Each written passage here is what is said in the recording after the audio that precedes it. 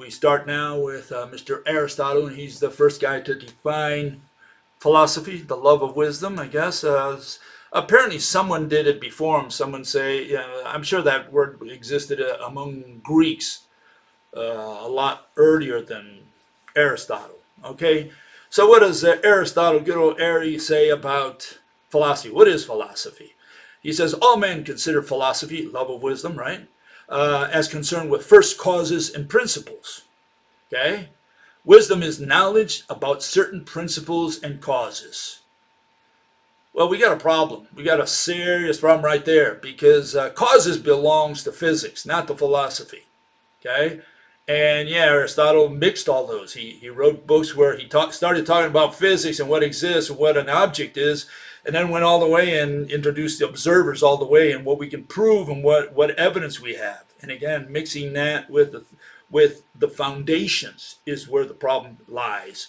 And then he talked about knowledge. To this day, we have not been able to define the word knowledge. You can look it up. Don't take my word for it. Go to Stanford Encyclopedia of Philosophy. You go to the Wikipedia, and they have all these long explanations of what knowledge is. No one has able to figure out what knowledge is.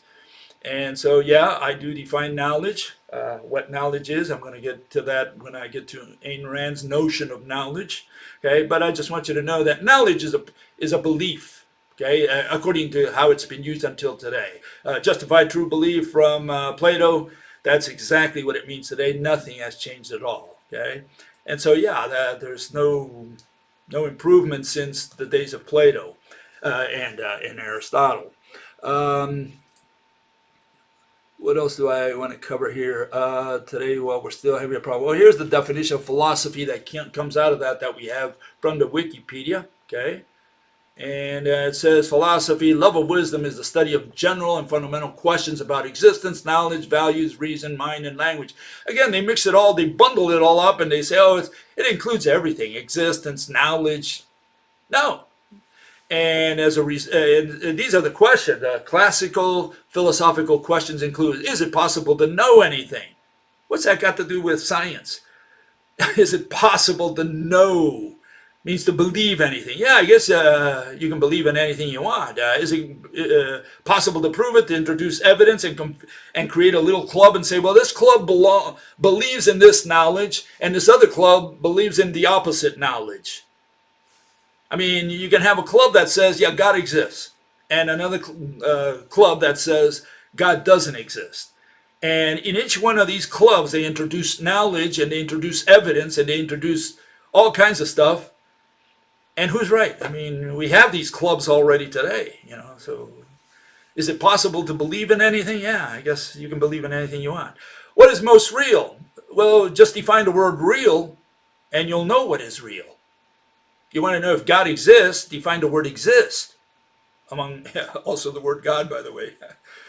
Is there a best way to live? Nonsense, absolute nonsense. That's not a question of philosophy.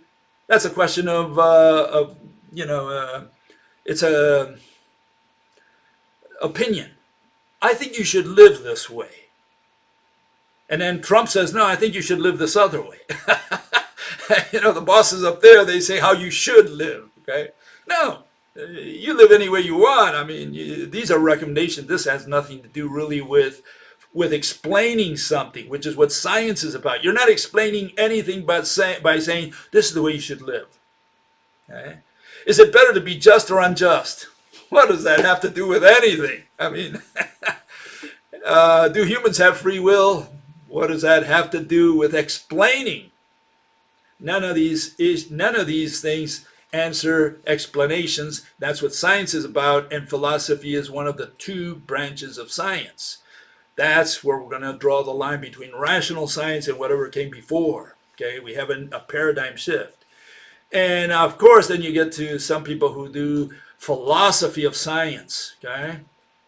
And again, philosophy of physics, philosophy of science. There's no such thing. And you can see here where we draw the line with these people. They say it's a subfield of philosophy. Okay, they're going to talk about science. It's a subfield of philosophy, concerned with the foundations, methods, and implications of science.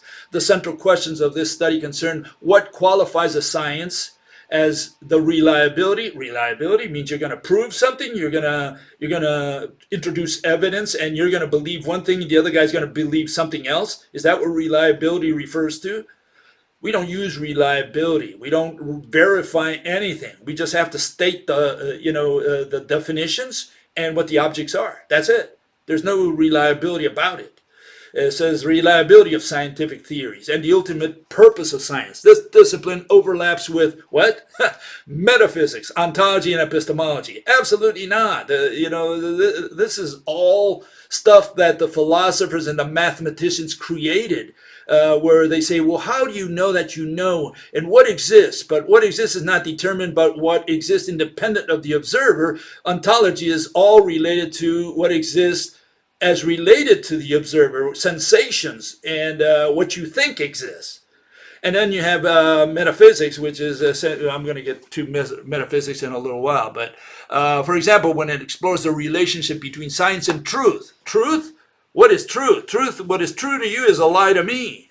There is no such thing as truth, and these people keep inserting knowledge, truth, sensations into every definition. And I like the last part. It says, there is no consensus among philosophers about many of the central problems concerned with the philosophy of science. Of course, because of what comes next, whether science can reveal the truth about unobservable things. Okay?